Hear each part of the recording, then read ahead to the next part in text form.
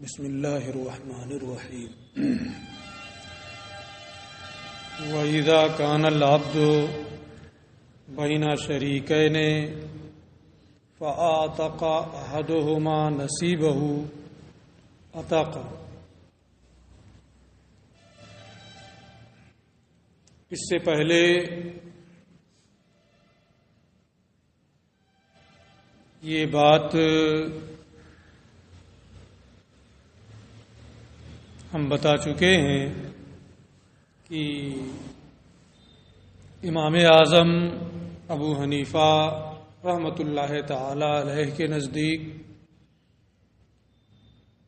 اعتاق میں تجزی ہو سکتی ہے، یعنی اگر کوئی اپنے آدھے غلام کو آزاد کرے تو آدھا آزاد ہوگا، تہائی کو آزاد کرے تہائی آزاد ہوگا، اس میں حصے ہو سکتے ہیں۔ جبکہ صاحبین رحمہم اللہ کے نزدیک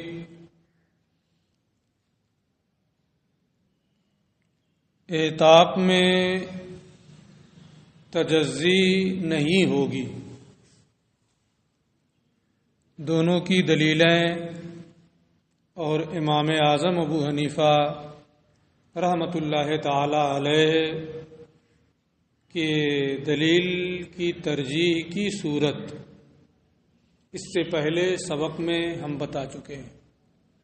راجح قول امام اعظم ابو حنیفہ رحمۃ اللہ تعالی علیہ کا ہے اور وہی مفتہ بہ بھی ہے۔ یہاں سے یہ ایک مسئلہ ذکر کر رہے ہیں۔ پہلے مسئلے کی نوعیت کیا ہے اسے آپ سمجھیں۔ اذا کان العبد بین شریکین، جب غلام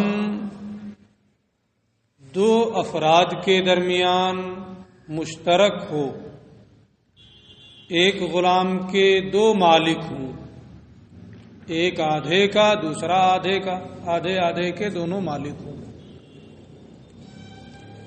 اذا کان العبد بین شریکین، جب ایک غلام دو شریکوں کے درمیان مشترک ہو، فَآتَقَ أَحَدُهُمَا نَصِيبَهُ، دونوں شریکوں میں سے ایک اپنا حصہ آزاد کر دے۔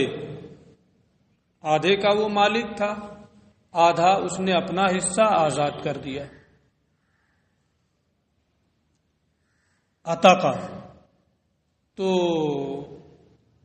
اس کا حصہ جو ہے وہ آزاد ہو جائے گا۔ دوسرے آدھے کا وہ مالک ہی نہیں ہے، چونکہ امام اعظم کے نزدیک تجزی ہو سکتی ہے، تو جب امام کے نزدیک اعتاق میں تجزی ہو سکتی ہے، جتنے کا وہ مالک ہے اتنا آزاد کیا ہے تو اتنا آزاد ہوگا۔ آدھے کا مالک تھا، آدھا آزاد کیا، آدھا اس کا اپنا حصہ آزاد ہو جائے گا۔ فَآتَقَ أَحَدُهُمَا نَصِيبَهُ، ان میں سے ایک نے اپنا حصہ آزاد کر دیا، عتقہ، تو اس کا اپنا حصہ آزاد ہو جائے گا۔ اب دوسرا شریک جو ہے، جو دوسرے آدھے کا مالک ہے،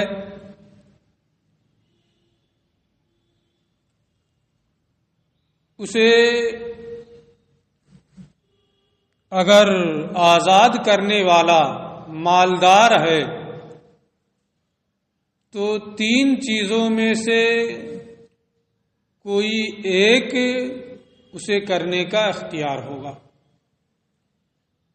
یعنی دو شریک تھے، ایک نے آزاد کیا، اور یہ آزاد جس نے کیا ہے یہ کیا ہے؟ مالدار ہے، موسر ہے۔ تو جس نے آزاد نہیں کیا ہے اسے 3 چیزوں میں سے کسی ایک کے کرنے کا اختیار ہوگا. یا تو اپنا حصہ بھی وہ آزاد کر دے بغیر کچھ لیے دیے، یا غلام سے کہے کہ تم کما کر کے ہمارے حصے کی قیمت ہمیں دو، یا پھر اس پہلے آزاد کرنے والے سے کہے کہ تم تاوان دو.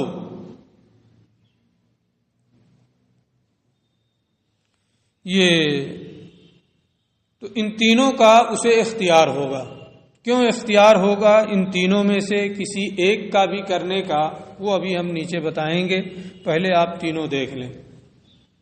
فَإِنْ كَانَ مُوسِرًا، اگر اپنا حصہ آزاد کرنے والا مالدار ہو، جس نے آدھا اپنا حصہ آزاد کیا ہے، فَشَرِيكُهُ بِالْخِيَارِ، تو دوسرا شریک جس نے آزاد نہیں کیا اسے اختیار ہوگا. کس بات کا اختیار ہوگا؟ ان شاء آتقا، اگر چاہے تو وہ بھی اپنا حصہ آزاد کر دے بغیر کچھ لیے دیے. وَإِن شَاءَ ضَمَّنَ شَرِيكَهُ قِيمَةَ نَصِيبِهِ، اور اگر چاہے تو اپنے شریک سے، یعنی جس نے آزاد کیا ہے، اور اگر چاہے تو اپنے شریک سے اپنے حصے کی قیمت کا تاوان لے. وَإِن شَاءَ اسْتَسْعَى الْعَبْدَ، اور اگر چاہے تو غلام سے سعایت کرائے، یعنی غلام سے کہے کہ تم میرے حصے کی قیمت کما کر کے مجھے دو، ہے نا. جب وہ دے دے گا تو اس کا حصہ بھی آزاد ہو جائے گا. ان تینوں میں سے کسی ایک کے بھی کرنے کا اسے اختیار ہوگا. آزاد کرنے اور سعایت کرنے، ان دونوں چیزوں کا اختیار اسے اس لیے ملتا ہے کہ اس کی اپنی ملکیت تو باقی ہی ہے. ابھی جس آدھے کا وہ مالک تھا وہ ابھی بھی مالک ہے، اور جب مالک ہے تو آزاد کر سکتا ہے. جب وہ مالک ہے تو اپنے حصے کو غلام سے کہے کہ میرے حصے کی قیمت تم کما کر کے دو، آزاد ہو، وہ آدھا بھی آزاد، یہ کہہ سکتا ہے جب وہ مالک ہے تو، ہے نا.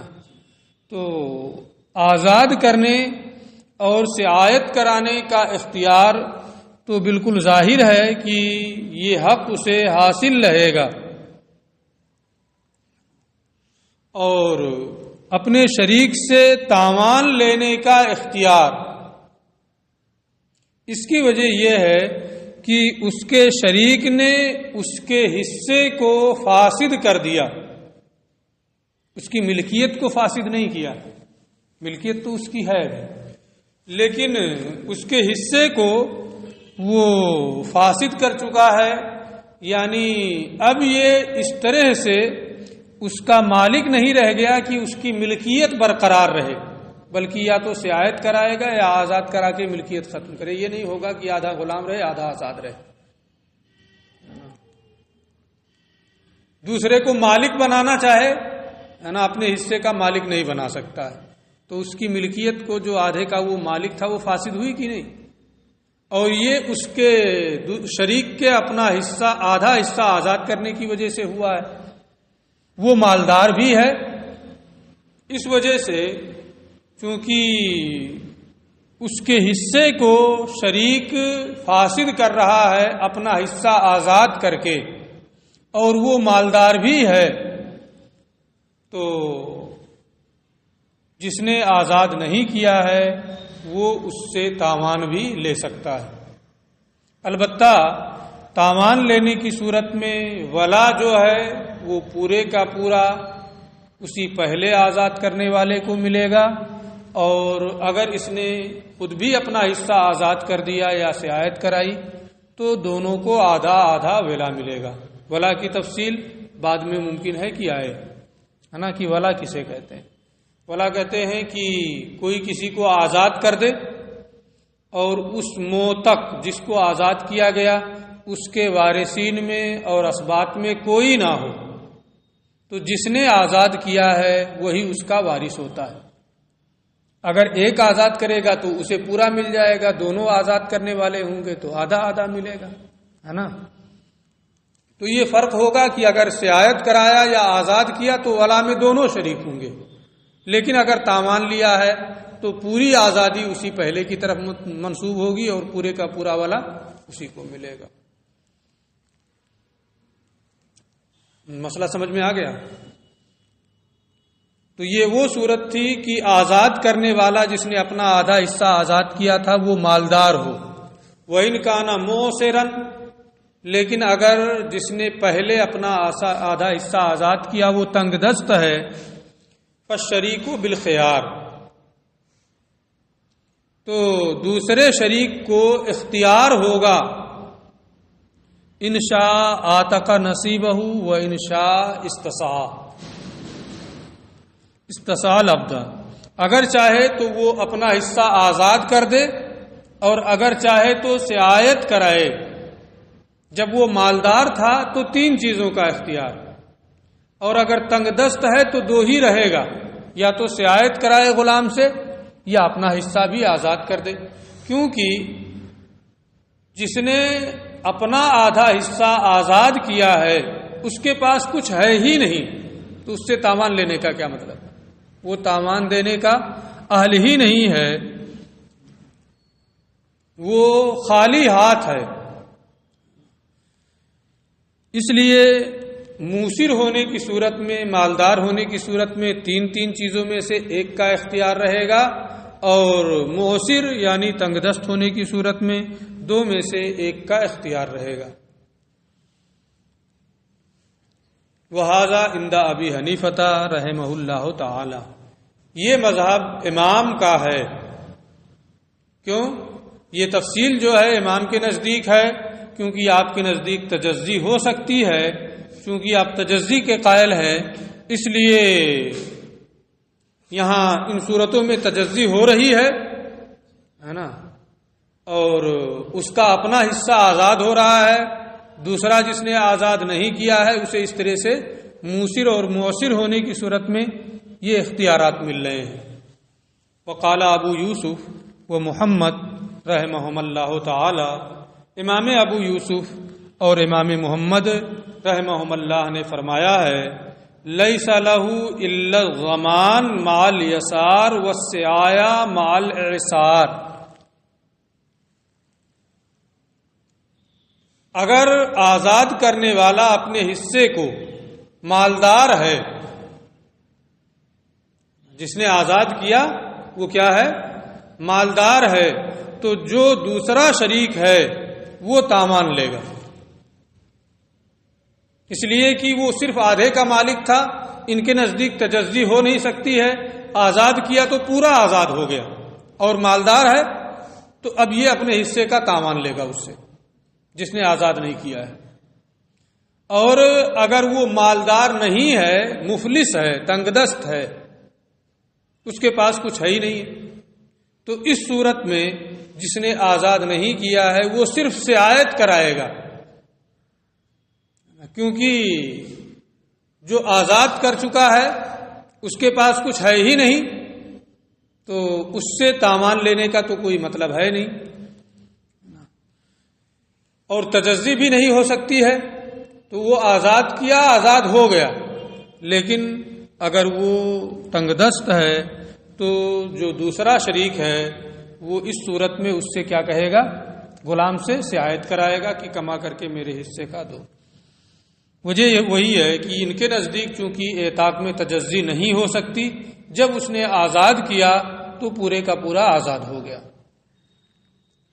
امام ابو یوسف اور امام محمد رحمہم اللہ نے فرمایا کہ اسے یعنی جس نے آزاد نہیں کیا ہے وہ آزاد کرنے والے کے مالدار ہونے کی صورت میں اس سے تاوان لے گا،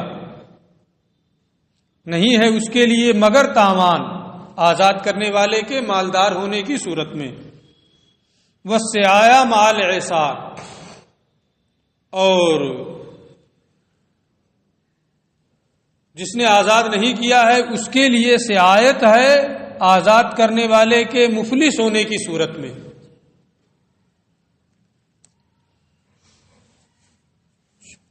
یہ مسئلہ یہاں پورا ہو گیا۔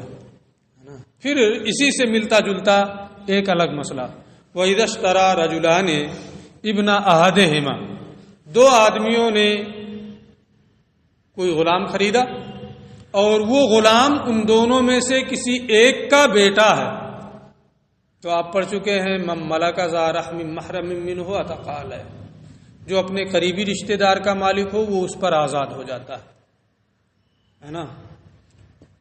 تو اب دو آدمی مل کر کے خرید رہے ہیں، ان دونوں میں سے ایک کا وہ بیٹا ہے تو ظاہر سی بات ہے وہ آزاد ہو جائے گا، ہے نا۔ تو اب دوسرا جس کا بیٹا وہ نہیں ہے اس کے لیے کیا حکم ہوگا، اس کی تفصیل۔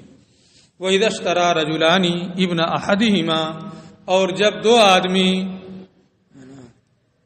اپنے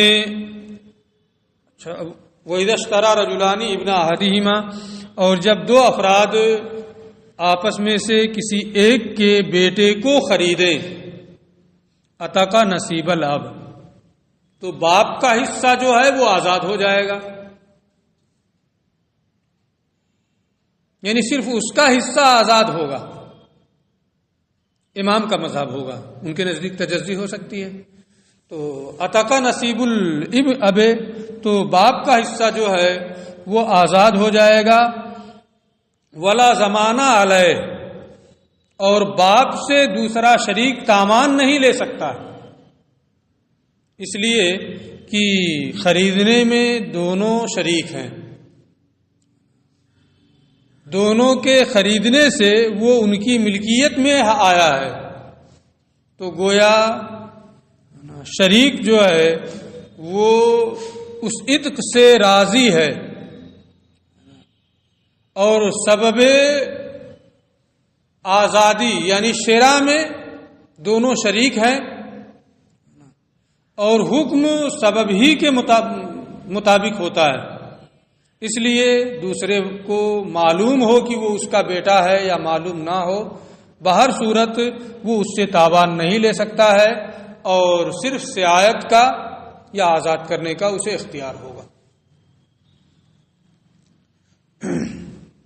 عتق نصیب الاب، تو باپ کا حصہ جو ہے وہ آزاد ہو جائے گا، ولا ضمانہ علیہ، اور باپ پر کوئی تاوان بھی نہیں ہوگا، دوسرا شریک چاہے تو اپنا حصہ بھی آزاد کرے یا سعایت کرائے، تاوان نہیں لے سکتا ہے، چاہے باپ مالدار ہو یا مفلس ہو، مفلس ہو تو بہرحال نہیں لے سکتا ہے۔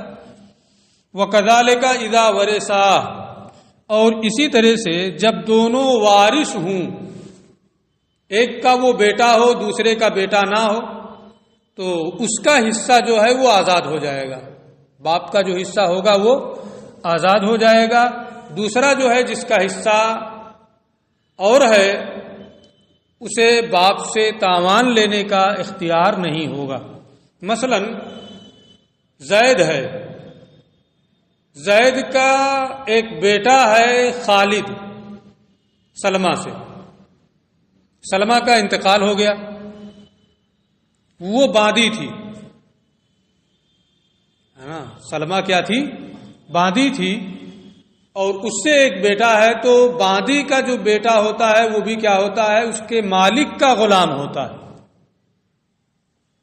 اب یہ ہے تو زید کا بیٹا خالد، ہے نا، لیکن باندھی سے ہے، اور وہ خود اپنے ماں کے مالک کا مملوک اور غلام ہوگا۔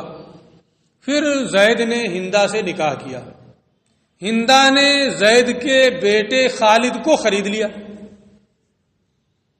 ہے نا، ہندا نے زید کے بیٹے خالد کو خرید لیا۔ اب جب بیٹے کو خریدا تو وہ آزاد تو ہوگا نہیں، ابھی اس کا تو وہ کچھ ہے نہیں کہ اس کا بیٹا ہو، لیکن پھر ہندا کا بھی انتقال ہو گیا، اور اس نے اپنے وارثین میں اپنے شوہر اور بھائی کو چھوڑا، تو شوہر کو آدھا ملے گا، بھائی کو آدھا ملے گا، ہے نا۔ تو اب باپ اپنے بیٹے کا وارث ہو رہا ہے وارث، ہے نا، باپ زندہ ہے، وہ ہندا کا شوہر جو ہے زید وہ زندہ ہے، ہندا نے خریدا تھا، تو ہندا کا جو مال ہوگا اس میں شوہر شریک ہوگا کہ نہیں؟ وہ غلام بھی اس کا ہے نا، جو زید کا بیٹا ہے خالد، تو جب ہندا کا انتقال ہو گیا تو شوہر کو آدھا وہ ملے گا کہ نہیں ملے گا؟ ملے گا، ہے نا۔ تو یہ وارث ہو رہا ہے شوہر اپنے بیٹے کا، اس کے ساتھ ساتھ ہندا کا بھائی بھی وارث ہو رہا ہے۔ تو باپ جب اپنے بیٹے کا وارث ہو رہا ہے تو اس کا حصہ آزاد ہو جائے گا، ہے نا۔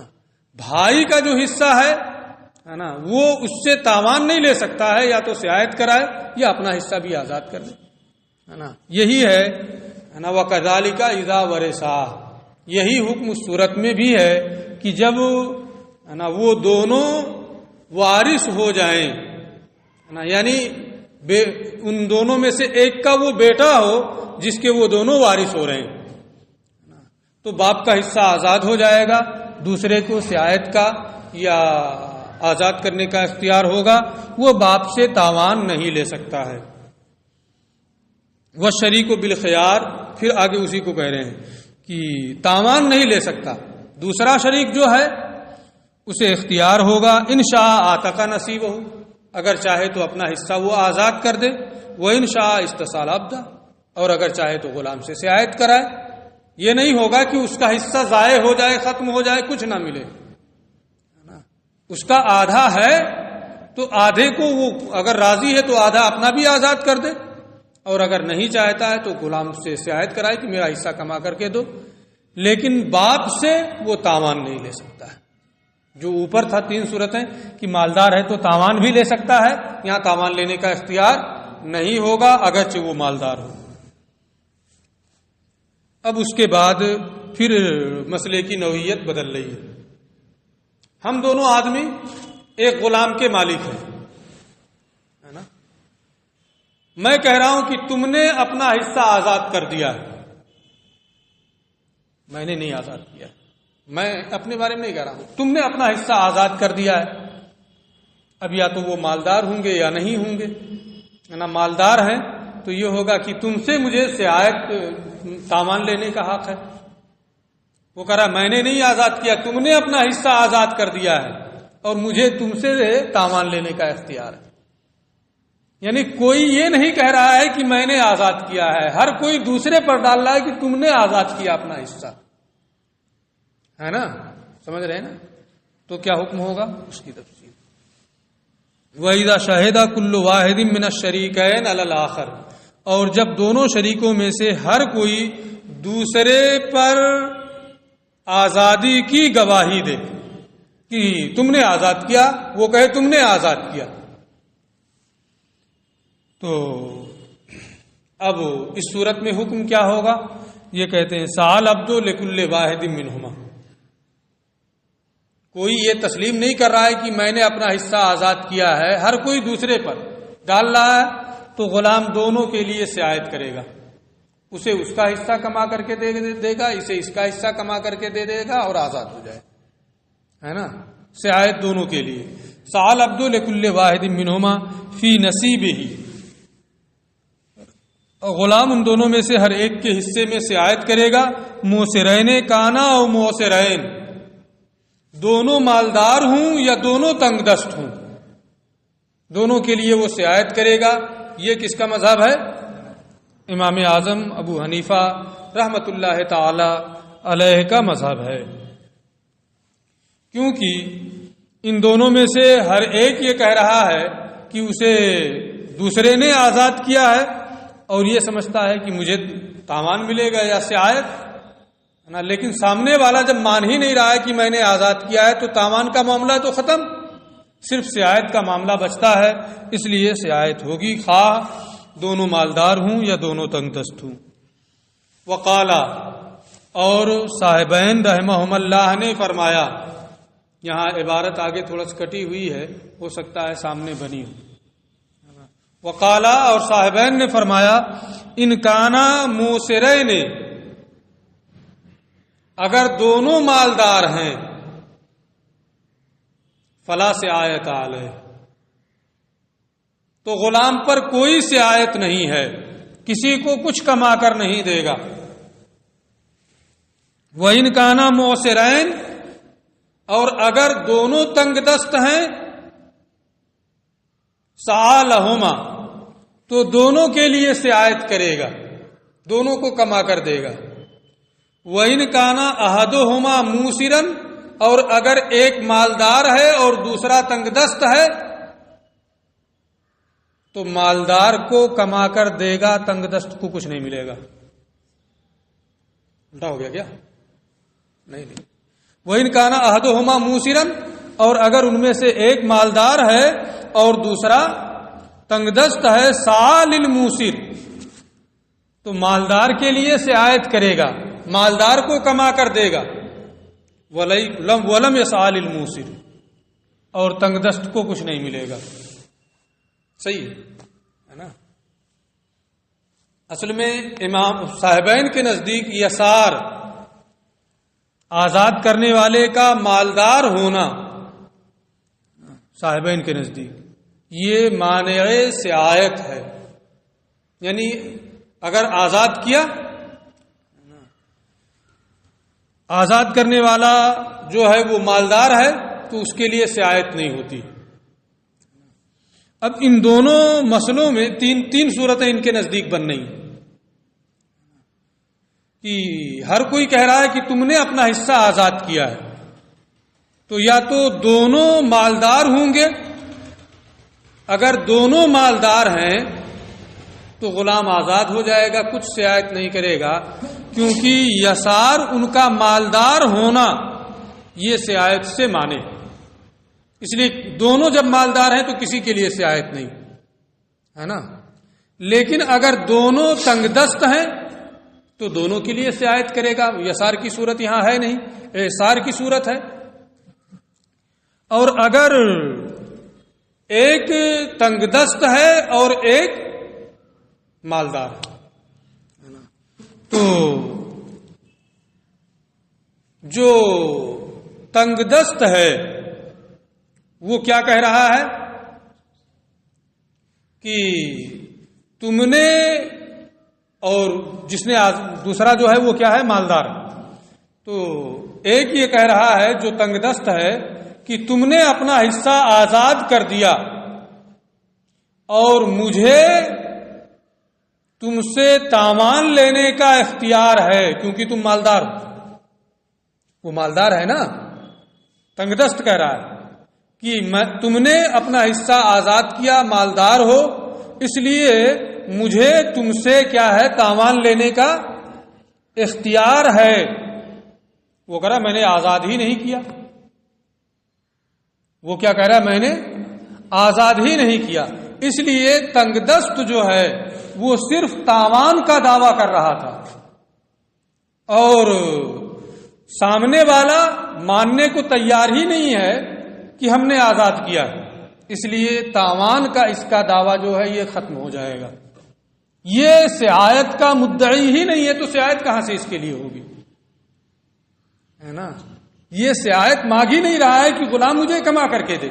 یہ کیا کہہ رہا ہے، تم مالدار ہو، تمہیں مجھ سے تاوان ملے گا کیونکہ تم نے آزاد کیا. وہ کہہ رہا ہے میں نے آزاد ہی نہیں کیا، تو سعایت کا طالب ہی نہیں ہے نا. طالب کس کا ہے، تاوان کا.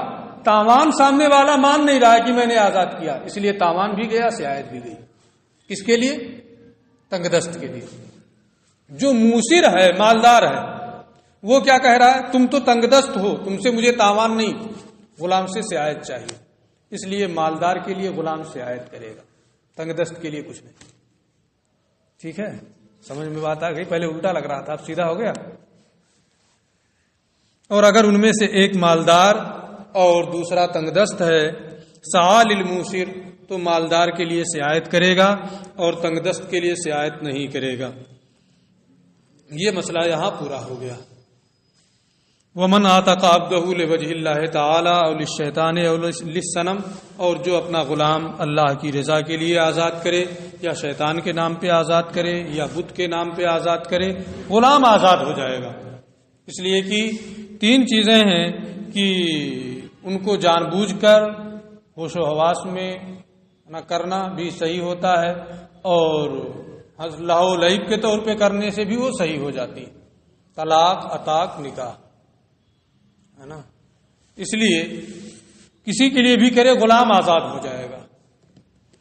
وَإِذْ كُلُّ مُكْرَهٍ وَالسَّكْرَانِ وَاقِعٌ، اور جسے مجبور کیا گیا اور نشے والے کا آزاد کرنا بھی صحیح ہے۔